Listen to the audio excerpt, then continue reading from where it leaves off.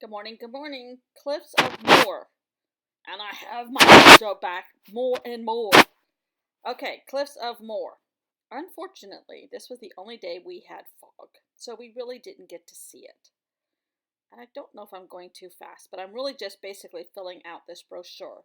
I'm doing it outside of the book because I'm getting lopsided Annie on the left hand side here because I go in order of the pages.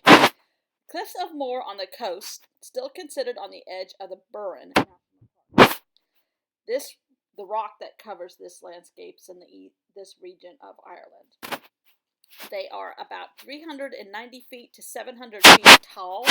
On clear days, you can see to the Aran Islands.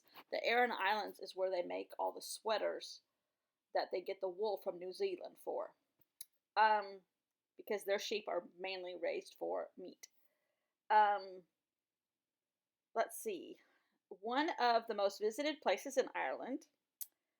And when we started thinking about this trip, that was the first thing I thought about was the Cliffs of Moher. I wasn't really sure what they were, but I knew I had heard that a lot. So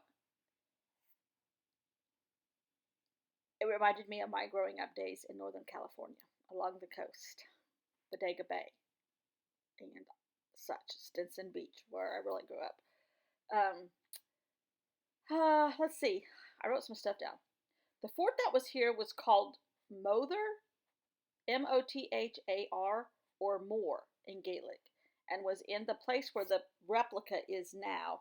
And it was erected around 1780. It was demolished in 1808, but it was refitted into a lookout tower to protect Ireland from France during the Napoleonic War. The visitor center is built into the hills, which was amazingly cool, super environmentally friendly and sensitive, and has all kinds of energy recycling, all kinds of stuff built into this visitor center. It was an event in itself. There are 30,000 pairs of birds approximately covering 20 species here, including puffins, which I say I saw a puffin because I saw a black and white bird off in the distance in clusters of like 2 or 3. So I'm saying they were puffins and no one's going to change my mind. But I really only have postcards to go by for visuals on puffins. Dolphins, whales, and sharks are often seen here, although not when it's foggy. And this is a huge surfing culture area, which, believe me, crazy. Little queer, weird fact. Dusty Springfield, who did the songs Wishin' and Hopin' and Son of a Preacher Man and more, made a lot more. Her brother scattered her ashes here. The face of these cliffs are battered by erosion, causing collapse, and under its own weight, eventually these will be gone in 100 years or so. I don't know how long, but they're going to erode away. There are sea caves. There are sea stacks. Some of these things out in the water by themselves are called sea stacks. Sea stumps and coastal erosion. They're removing layers of rock connecting this form to the mainland. That's how sea stacks are formed. There are 300 million year old river channels here. That's how old some of these forms are. But we didn't get to see any of that because of the fog. But the most unusual thing, compared to California,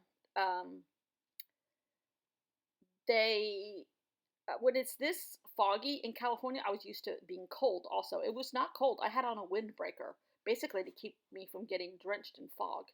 And it was waterproof. So all I'm basically doing is covering up some of the tacky parts of the brochure. I'm keeping the facts. I just want the facts, man. I don't want the crazy pictures. But I've got it the way I want it, and now I'm going to put it in my book.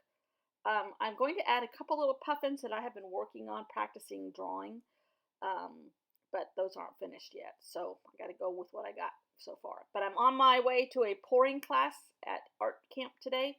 We have a lady coming in from the library that's going to teach us how to do pouring, so that should be fun. And the video I tried to put on Instagram with all of my books so far is very blurry.